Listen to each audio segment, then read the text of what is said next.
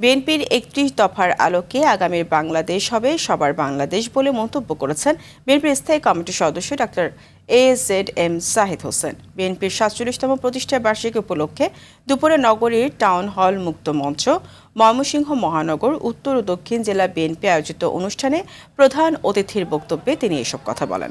এ সময় জাহিদ হোসেন বলেন, ফেব্রুয়ারিতে যে নির্বাচনের ঘোষণা এসেছে সেই নির্বাচনকে প্রতিহত করার ষড়যন্ত্র বা চেষ্টা দেশ বিদেশ থেকে হোক না কেন, বাংলাদেশের গণতন্ত্রকামী মানুষ সেই ষড়যন্ত্র প্রতিহত করে আগামী দিনে জনগণের ভোটে নির্বাচিত করে তারেক রহমানকে বাংলাদেশ পরিচালনার দায়িত্ব দিবে।